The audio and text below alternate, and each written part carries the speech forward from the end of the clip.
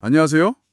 요즘 금융계에서 이 소파이 테크놀로지스, 다들 한 번쯤 들어보셨죠? 네, 많이들 얘기하죠. 특히 2025년 들어서 주가가 거의 뭐 2배 가까이 뛰면서 정말 뜨거운 관심을 받고 있습니다. 네, 엄청난 상승세였죠. 이게 그냥 단순한 인터넷 은행은 아닌 것 같고 뭔가 좀 특별한 게 있는 것 같은데 도대체 그 비결이 뭘까 궁금해하시는 분들 많을 거예요. 그렇죠. 뭔가 다르긴 다르죠. 오늘 바로 당신과 함께 이 소파이의 매력 포인트 한번 깊숙이 파헤쳐보는 시간을 갖겠습니다. 네, 좋습니다. 소파이는 확실히 그 전통적인 은행하고는 좀 다른 길을 가고 있죠. 네, 디지털 기반이라는 게 크겠죠. 그렇죠. 디지털 네이티브로 시작해서 사용자한테 필요한 금융 서비스, 이걸 전부 하나의 앱 안에서 뭐랄까, 매끄럽게 제공하겠다. 이런 야심찬 목표를 가지고 있어요. 통합 금융 플랫폼 뭐 이런 거네요. 네, 맞습니다.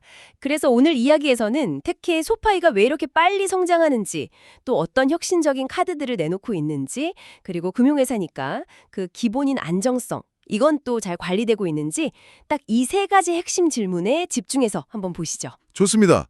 첫 번째 질문부터 바로 가볼까요? 바로 성장세입니다.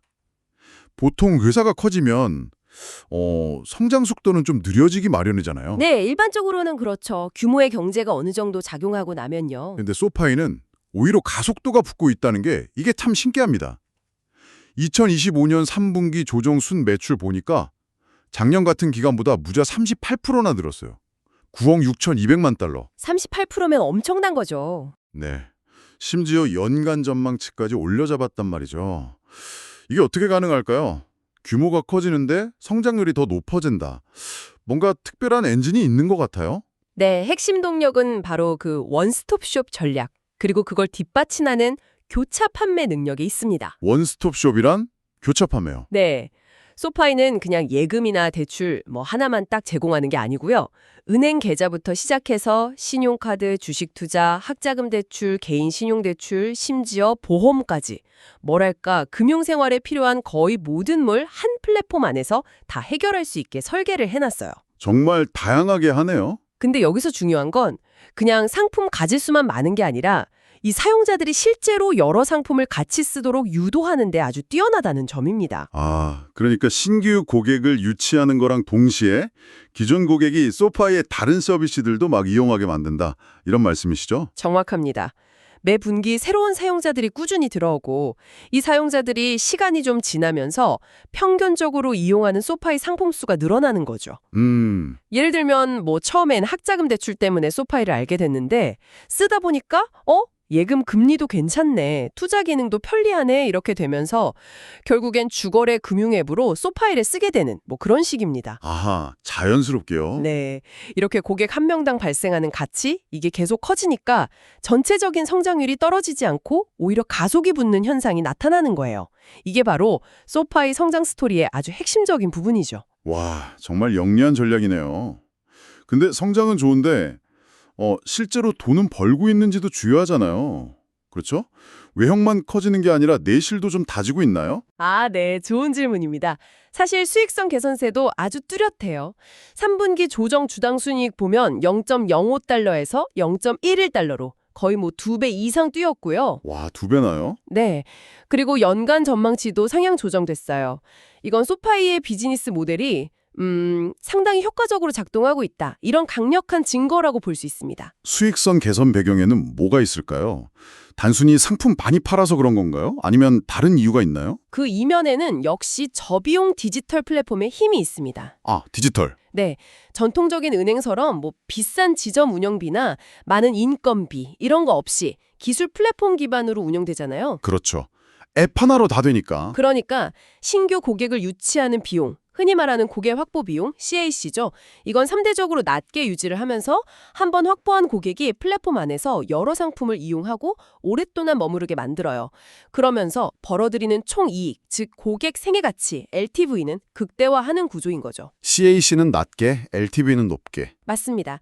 고객이 늘고 거래가 많아져도 비용이 그만큼 비례해서 확 늘지 않으니까 규모가 커질수록 이익률이 좋아지는 겁니다. 이게 바로 디지털 금융 모델의 그 강력한 확장성인 거죠. 그렇군요. 낮은 비용 구조랑 높은 고객 가치.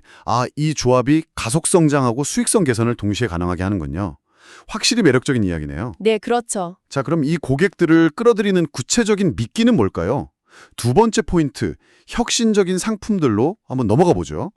그냥 편리한 디지털 은행이다, 이것만으로는 좀 부족할 텐데 특히 젊은 세대가 막 열광할 만한 그런 독특한 것들을 계속 내놓고 있다고요? 맞습니다. 소파이는 계속해서 뭔가 좀 다름을 추구해요.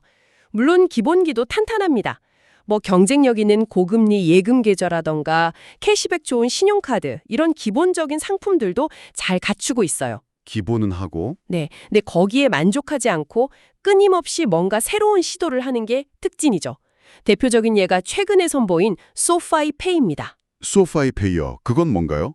들어본 것 같기도 하고. 이건 블록체인 기술을 활용해서요. 소파이 앱 안에서 거의 실시간으로 그리고 훨씬 저렴한 수수료로 국제 송금을 가능하게 하는 서비스예요. 국제 송금이요? 블록체인으로? 네, 기존 은행들 보면 해외 송금 한번 하려면 복잡하고 시간도 오래 걸리고 수수료도 비쌌잖아요. 맞아요. 엄청 불편했죠. 그렇죠. 이 경험을 완전히 바꿔놓으려는 시도죠. 특히 국경 간 거래가 잦은 젊은 세대라던가 아니면 이민자 커뮤니티 이런 분들한테는 아주 매력적인 기능이 될 수 있습니다. 와, 블록체인 기반 실시간 국제 송금이라 정말 뭔가 금융의 미래 같은 느낌인데요. 투자 쪽에서도 뭔가 새로운 게 있다면서요? 네, 투자 분야 혁신도 주목할 만합니다. 최근에는 앱 내에서 옵션 거래도 가능하게 만들었고요. 옵션 거래까죠? 네, 근데 더 흥미로운 건 보통 좀 거액 자산가나 기관 투자자들 이런 사람들만의 전유물로 여겨졌던 사모펀드, 그러니까 프라이빗 에쿼티, 피투자나 아니면 기업 공개할 때 공모주 청약 같은 기회 있잖아요. 네네, 있죠. 일반인들은 하기 힘든. 그렇죠. 이걸 일반 개인 투자자들한테도 열어주고 있다는 점이에요. 사모펀드나 IPO 공모주 투자를 개인이 소파이를 통해서 할 수 있다고요? 와, 이건 진짜 파격적인데요? 많은 개인 투자자들이 쏠깃하겠는데요? 그렇죠. 뭐랄까 금융 민주화라는 요즘 시대적 흐름하고도 잘 맞는 시도라고 볼 수 있죠. 그렇네요. 여기서 한 걸음 더 나아가서 소파이는 아예 자체적으로 상장지수 펀드 ETF를 만들어서 출시하기도 합니다. 자체 ETF요? 네. 그냥 시장지수 추종하는 그런 평범한 ETF가 아니라 소파이만의 관점이 담긴 상품들이죠. 예를 들어 최근에는 에이전틱 AI, 이걸 이끄는 30개 기업에 집중 투자하는 ETF를 내놨어요. 에이전틱 AI요. 그걸 또 뭔가요? 조금 생소한데. 에이전틱 AI는 뭐냐면 스스로 목표를 세우고 계획하고 실행까지 할 수 있는 약간 좀 차세대 인공지능을 말하는데요. 현재 기술계에서 가장 주목받는 분야 중 하나입니다. 스스로 생각하고 행동하는 AI? 네, 그렇죠. 소파이는 이런 최첨단 기술 트렌드에 투자하고 싶어하는 사용자들의 니즈를 딱 파악하고 거기에 맞는 투자 상품을 직접 만들어서 제공하는 거죠. 이런 독자적인 ETF 라인업은 소파이를 그냥 단순한 투자 플랫폼 중개자, 여기서 넘어서서 투자 아이디어를 제공하는 곳으로 좀 차별화시키는 요소가 됩니다. 와, 블록체인 송금에 옵션 거래, 사모펀드 IPO 접근성 확대, 거기다 자체 AI ETF 개발까지. 정말 끊임없이 새로운 걸 시도하는군요. 네, 근데 중요한 건 이런 혁신들이 단순히 그냥 신기하다, 여기서 그치는 게 아니라 소파이의 핵심 경쟁력을 어떻게 강화하는지 이걸 봐야 합니다. 그렇죠. 실질적인 효과가 중요하죠. 네, 소파이페이는 불편했던 기존 금융의 문제점을 기술로 해결하려는 시도고 사모펀드 IPO 접근성 확대는 금융 소외계층에게 새로운 기회를 주면서 충성도 높은 고객을 확보하는 전략이죠. 그리고 AI ETF 같은 상품은 기술 변화에 민감하고 새로운 투자처를 찾는 젊은 고객들을 아주 강력하게 끌어들이는 역할을 하고요. 이 모든 것들이 합쳐져서 소파이를 그야말로 금융생활의 중심 허브로 만들어가고 있는 겁니다. 금융 허브. 네, 전통적인 금융 서비스에 대한 니즈도 충족시키면서 동시에 최첨단 기술이랑 투자 기회를 결합하는 것. 이 지점이 소파이를 특별하게 만드는 핵심이라고 생각해요. 확실히 차별화 포인트가 명확하네요. 단순히 편리함을 넘어서 뭔가 새로운 경험과 기회를 제공한다? 이런 거군요. 맞습니다. 자, 그런데 아무리 성장세가 좋고 상품이 혁신적이라고 해도 소파이는 결국 은행입니다. 그렇죠. 성장하는 금융회사에 투자할 때 당신이 가장 먼저 확인해야 할 것 중 하나가 바로 안정성. 특히 빌려준 돈 떼이지 않고 잘 관리하고 있는지, 즉 신용 건전성일 겁니다. 그렇죠. 가장 기본이죠. 최근 몇 년간 몇몇 은행들이 어려움을 겪는 걸 보면서 이 부분이 얼마나 중요한지 다시 한번 느꼈습니다. 소파이의 신용관리는 지금 어떤 상태인가요? 괜찮은가요? 아주 중요한 지적입니다. 특히 소파이처럼 막 빠르게 성장하는 핀테크 기업에게는 더욱 그렇죠. 네. 성장에 막 집중하다 보면 자칫 리스크 관리에 좀 소홀해지기 쉬운데 만약에 대출 부실이 확 늘어나면 그동안 쌓아올린 성과가 한순간에 물거품이 될 수도 있거든요. 맞아요. 위험하죠? 다행히 소파이는 이 부분에서도 좀 긍정적인 모습을 보여주고 있습니다. 2025년 3분기 실적을 보면요. 개인 신용 대출하고 학자금 대출에서 발생한 연간 순손실률. 이게 뭐냐면 회수 불가능하다고 판단해서 손실로 처리하는 대출의 비율인데요. 네. 부실채권 비율 같은 거네요. 그렇죠. 이 순손실률이 작년 같은 기간보다 20베이시스 포인트, 다시 말해서 0.2%포인트 넘게 떨어졌습니다. 오, 순소실률이 떨어졌다는 건 그런 부실 대출이 줄어들고 있다는 뜻이네요. 대출 심사나 관리가 더 잘 되고 있다 이렇게 봐도 될까요? 그렇습니다. 특히 개인 신용대출의 순손실률은 거의 2년 만에 가장 낮은 수준까지 내려왔어요. 2년 만에요? 네, 이건 소파이가 자체적으로 개발하고 계속 고도화해온 대출 심사 모델이라던가 리스크 관리 시스템 이런 것들이 효과를 발휘하고 있다는 방증일 수 있습니다.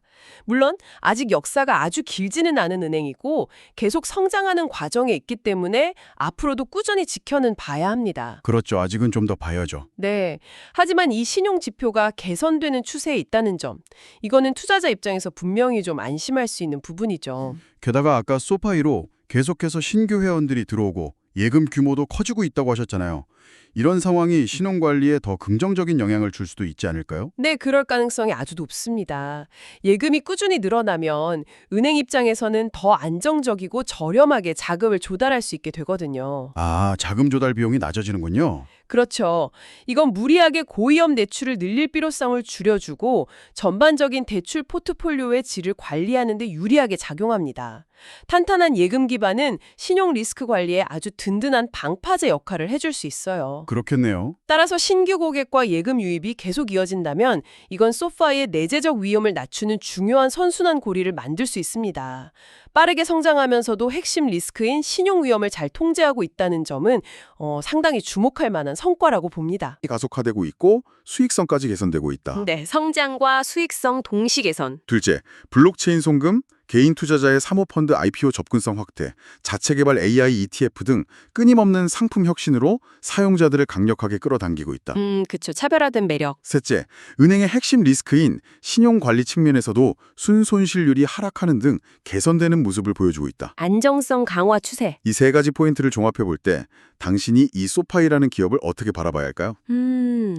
이 세 가지 측면은요, 소파이가 디지털 플랫폼이라는 아주 강력한 무기를 가지고 금융시장에서 매우 공격적으로 영토를 확장하고 있다. 이걸 보여주고요. 동시에 소파이만의 것이라고 할 수 있는 독특한 상품과 서비스로 차별화를 꾀하고 있다는 것을 명확하게 보여줍니다. 네. 그리고 그 과정에서 은행으로서 반드시 관리해야 하는 신용 리스크, 이것 또한 점진적으로 잘 개선해 나가고 있다는 거죠. 결국 소파이는 단순히 사용자 수만 막 늘리는 그런 게임을 하는 게 아니라 장기적으로 지속 가능하고 수익성 높은 통합 디지털 금융 생태계를 구축하겠다. 이런 큰 그림을 그리고 있는 것으로 보입니다. 큰 그림이군요. 네. 여기서 당신 스스로에게 던져봐야 할 질문은 바로 이것입니다. 이렇게 눈부신 성당에 과연 얼마만큼의 가치를 부여해야 할까? 그리고 금융산업 고유의 위험성, 또 소파이가 아직은 좀 젊은 기업이라는 점을 고려했을 때 이 성장 스토리의 내재된 리스크는 어떻게 평가해야 할까? 이 균형점을 잘 찾는 것이 중요하다고 생각합니다. 그렇죠. 정말 여러 각도에서 생각해 볼 지점들이 많네요. 폭발적인 성장세부터 시작해서 미래 기술 트렌드를 담은 투자 상품까지. 오늘 소파이에 대해 나눈 이야기들 정말 흥미로웠습니다. 그렇습니다.